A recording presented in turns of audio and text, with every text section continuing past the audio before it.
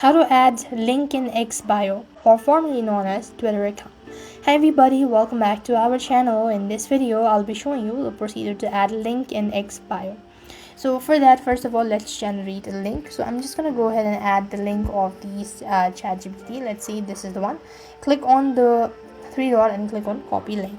After you've copied the link, you want to open up the Twitter application and log in to your account.